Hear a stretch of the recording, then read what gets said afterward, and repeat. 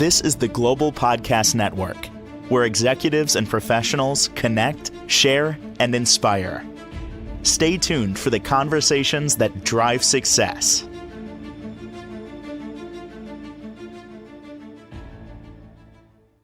And welcome back, everyone. I believe once we all fully realize that everything is energy, life starts changing. And with that comes energy healing. Yes, we all need to heal from something. And the realization that we all have blockages based on energy, based on things that have happened in our past. She helps us remove those blockages through energy healing and kinesiology and something called resonance repatterning. And today we're going to reset on how that works, but also expectations. We're all piloting in a world of need it now. I call it the Amazon world. Make one click on my phone. It's here by 2 p.m. today. Not everything works that way. This is a journey. We're going to learn a lot today. So great to have our holistic and alternative healing expert join us on the program. Gabrielle Poverchuk is here. How you doing today? I'm doing well. How are you doing today? Eager to learn more about this. Once I realized that everything was energy in our world, right down to the chair you're sitting on, the pen you're holding, the phone you're talking on, and us. It's all energy. It's all energy. Yeah. Before we go even deeper, why don't we reset how you help people through resonance repatterning? How do you define that? Okay. So what you resonate with that's basically the repatterning. So you resonate with positivity, which we all really enjoy. But when we resonate with negativity, such as angry people, annoying people, then we need to kind of take a good look at ourselves. What do we resonate with? People such as those, they usually reflect, they're mirrored to you, and they reflect what's inside of you, but you may not be aware of it. Most of us are not. If you picture an iceberg, we only see the tip of it, and that's how we pretty much function, from the tip of it. We kind of know what's going on, but we don't know what's underneath it. We don't see the iceberg, nor do we know what goes on inside us. Back to the resonating with negativity. You may not realize it, but people who are upset with us or annoy us, they reflect something that goes on within us. So that is what I take a look at to undo for that day. So again, when you are angry or somebody's angry with you, then take a step back and be objective. And then when you have a time, see, why am I angry about that? And take a good look at yourself, how you felt that day. Most of the time, unfortunately, we do not figure it out because we were not taught to do so, or we don't even have the time. So how do I fit into all that? You may come to my session, you tell me, oh, today somebody really annoyed the heck out of me, and you explain to me the situation. And once the situation is explained, I, with your permission, will connect with you. And through kinesiology, find out, and your higher self, be guided to a certain book, and then the whole process starts. And let's say you most likely inherit all that what you carry around with you. So the anger you feel may have established many generations ago, and the body may have gone away, but the energy was passed on to you from generations. So here you are, back to your situation, and you have that hot button under your collar. Try not to explode, try to be within norms, yet you know that you have that issue. And back to the session, we undo this with the help of these books, where they're located, where did they originate from what side of your family did you inherit that from, and did you pass it on to your children? So, yeah. So once we establish that part, then we release all that, but we need to fill that hole with coherence. So instead of staying angry, we need to now say, well, how do you want to feel? You will tell me, oh, I want to feel calm, at peace, or I got this. And that's what we then put back into you coherence.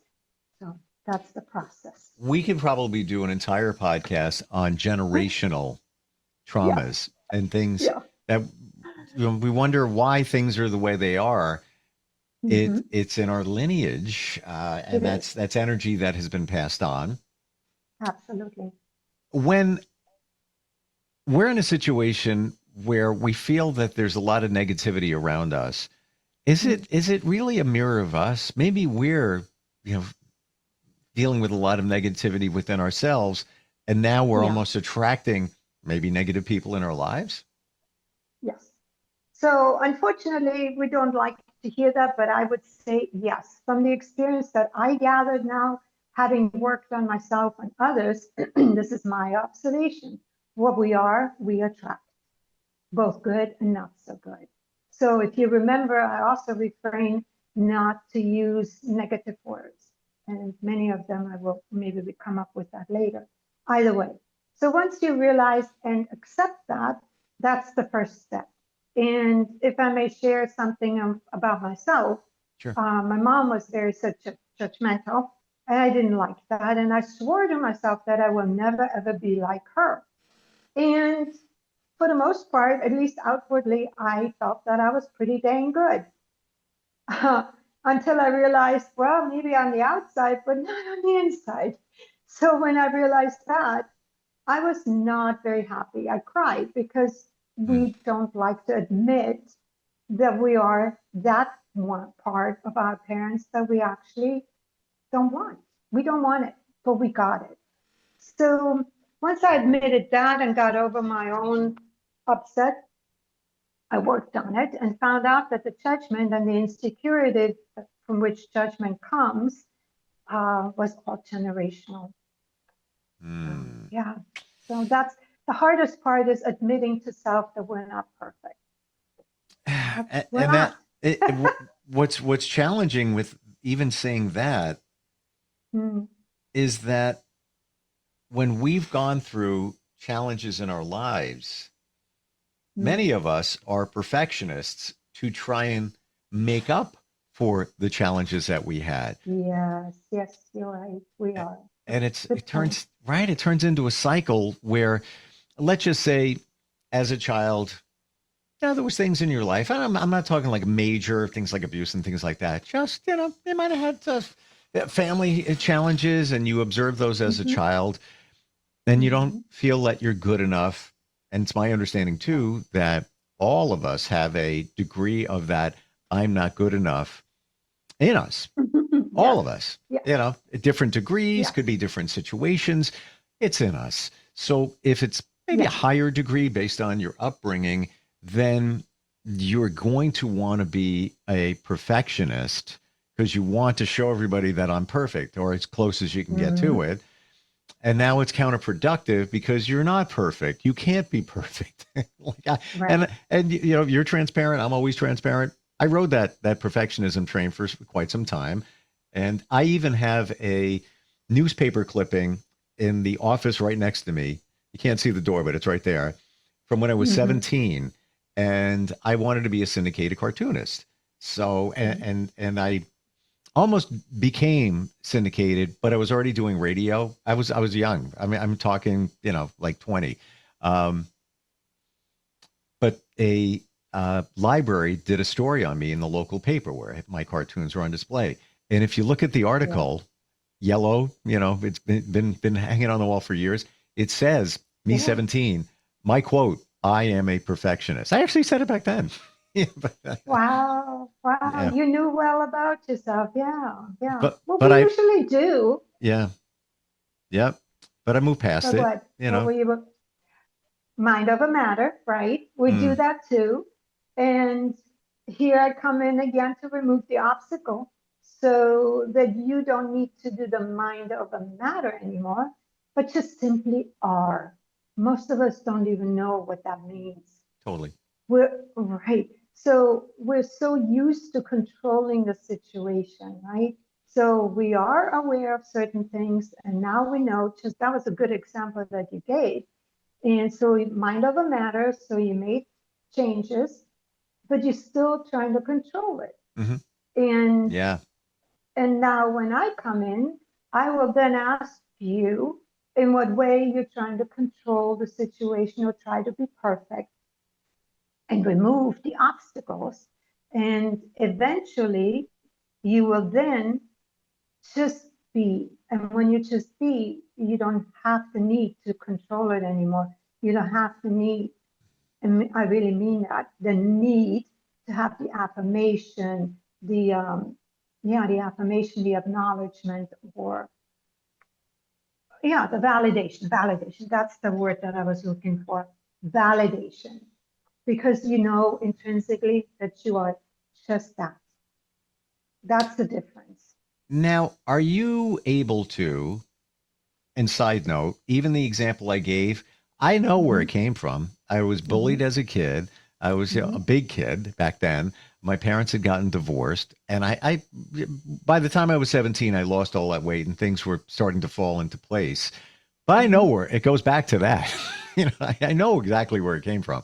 Um, are you able Well, to identify that for people, or does it not even matter the actual situation?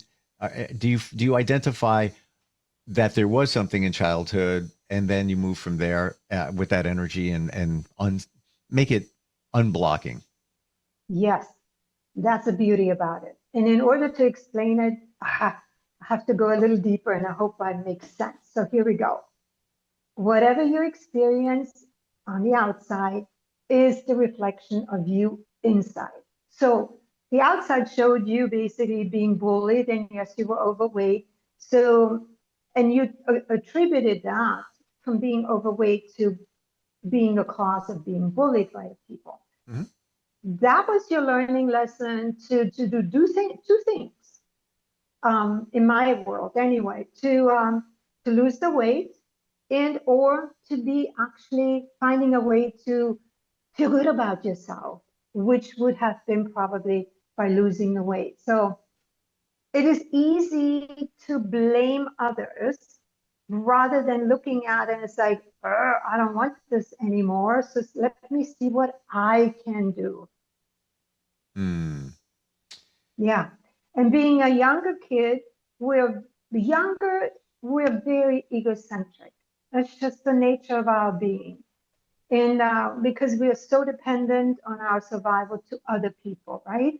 So unless we are taught by our parents to evolve out of our egocentric way of being, we are not able to deal with the life situation in a much emotionally mature way. So that's just being human. And very rarely is there a very mature person in our life to actually guide us to that point. So it's a well rounded, there's no finger pointing, there's none of us being guilty of at fault. It's just a cycle. When you look at your hardship as a learning lesson instead of feeling a victim, you have already made the first step in winning. So So that's that. I've heard that, and I try to adhere to that. In Mm-hmm. in that, everything is a lesson. Mm-hmm. We are being shown a lesson Yes. for a reason. If you can look at it as a lesson Yeah.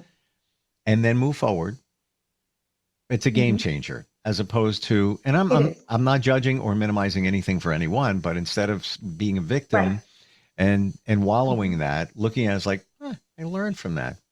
All right, I can do that Yes. again, Yes. or make a change or a tweak there, and then move on. Is everything a Yeah. lesson? Is everything a lesson that we experience? I would say yes. Otherwise, we wouldn't learn. So, but here's now coming fully back to the original question that you had. So people usually do that. They put their mind over matter and make changes such as you did, but then they find themselves back to square one to some degree or another, correct? Mm-hmm. And then the cycle begins. Okay, now I need to do this again. And here is where I come in to remove that blockage that you inherited, which impedes you to literally have full success in your mind over matter decision. And yeah, just I want that goal. I'd like to achieve it, but I don't want to shove it all back down only to find myself back on square one. Mm. I removed that blockage. Okay, so Hmm. we live in the Amazon world. Click the button. It's here by 2 p.m. Yeah, that's not happening. How long does it take? Everybody's different. Every situation is different. I totally Oh, understand that, but goodness. Yeah. it's a tough question. I know it. Yeah. It is a tough question because once you give a time frame, people kind of want that time frame to happen, but there is no time frame. Yeah. So I use myself as an experiment again. When I talked to my healer the last time, she says, "Oh, girl, you were a hot mess." I said, "Yes, I was a hot mess, but I didn't know how much of a hot mess I was."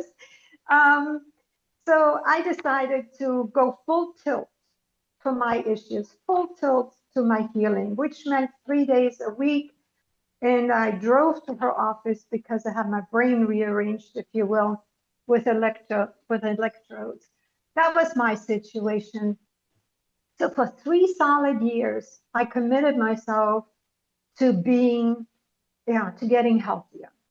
And it, Hmm. right from the beginning, well, I would say about a couple of months into it, I already saw success. And by that, I mean, I had no job. I was homeless, and I said that in the last one. I don't want to repeat myself too much. Homeless, jobless, no money, and yet here I am being with this person, having to pay something. So what happened here is I single-mindedly put myself towards that. And I ended up not worrying about, well, where do I get the money from? How is it going to turn out? Do I do the right thing? I just didn't worry about it anymore because I had no other option.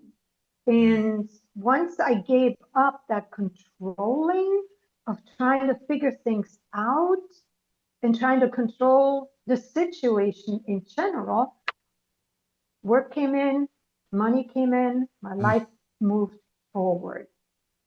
And so I realized I needed to surrender. I not give up, that's a difference. I needed to surrender to the process. And when I did that, reluctantly, I must say, but the outcome was so beneficial that as soon as I tried to control the situation, it wasn't there anymore. Anyway, Hmm. so that was the mechanism. And because as I surrendered more and more and let go of my control more and more, my life, meaning I, improved, and thereby my life responded to my improved energetic output. And thank you for sharing that. As you did, Mm-hmm. I had a visual that just almost downloaded where Mm-hmm. a door opened for you and the right energy came your way, and the door was the blockage. And either you were holding the door closed or universe was holding it closed, but you were able to open it up and things changed, as you said. Steve, it was me. That's what I meant by surrendering. The universe is always there, meaning your higher self has nothing but the best for you. And we all have that tiny little voice, the proverbial little voice talking to us, Mm-hmm. but we are not used to listening to it. So we're always in our minds trying to figure out, meaning controlling, having to make sense of it, and all that stuff, the mental aspect of it. Once you let go of the mental aspect and then just surrender to the universal aspect, then, and I'm not saying don't think about things, but the universal aspect now has to be first. And then your mental aspect is second.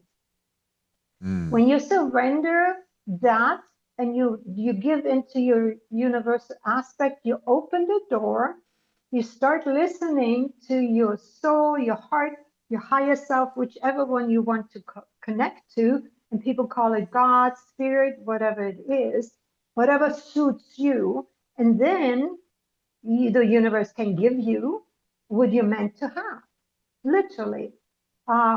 And that is what I had to let go of. I was the master of controlling the situation because I thought that's what I needed to do. That's how we are all Hmm. taught, We don't you know any know? better. We don't know any better. Exactly. That's it. Exactly. And that is why it is hard to let go of. But it's it's what you gotta do. It really truly is. So yes or no, Yeah. Yes. if what you want in life Yeah. is not here, whether it's abundance, whether it's a life partner, Yeah. whether it's a scenario, whatever it is, if it's Hmm. not showing up, yes or Hmm. no, Hmm. it's because most likely you are Hmm. blocking it. You don't know you are, but you're blocking it. Yep. Yep. Yep. And usually, here's the wording. Remember me mentioning I don't use certain words because they actually block you. Yeah, yeah. So let's take finances. Everybody wants more money, right? Because money equates easier life, money equates fun, so many pleasurable things, or just simply stability and safety. It depends on the person. Sure. So the more you want, the less you get because you put out the Whoa, want, which whoa, represents whoa, lack. whoa, whoa. Hold on there. Oh, the more you want, the Yeah, less you get. Now, yeah. is that because we become fixated with almost like manifestation, where, and this is where it derails, where you say, "What, when is it going to show up? I need more money. It's not here. Negative, negative, Hmm. negative, negative. You're derailing it." Um, Hmm. is that kind of what's going on there? Yep. So just what you just said, I want my money. Where's it going to come? It is what it tells the universe. I don't have enough, and the universe is like, "Oh, okay, here you go. You got the same thing back." Okay, because you come from a place of lack. A black, correct. Wow. Mm. Yeah. I'm writing that Worth. down, Gabrielle. The more I want, the less I Yeah. get. Yeah. Exactly. And I've heard So the that. word want, yeah, the word want represents lack. And the fact that you put out, oh, where is it going to be, is despair. When you have And despair, watch me cross the word want out, and now I'm yes. adding the word deserve. Yes. Deserve. And furthermore, be grateful for what you have. I just gave within the last 4 days 8 people gratitude journals. I Hmm. bought them, very Hmm. inexpensive, Hmm. on Amazon. I use it, been Hmm. using it for years, and I said I'm investing in you. And these are people that I'm not Yeah. even super close with, but I'm aligned with. And one of them I am very close. My daughter, saw her yesterday. She had no idea. I said, Hmm. "I'm giving this to you," and she goes, "Oh my gosh, I it's she's been wanting to do it. Maybe it's the universe's way." And I just handed them out to people because they need Yeah. it, to Yeah. practice that gratitude. I'm grateful Yeah. for you. You are making this so clear. It is the answer to change in our lives.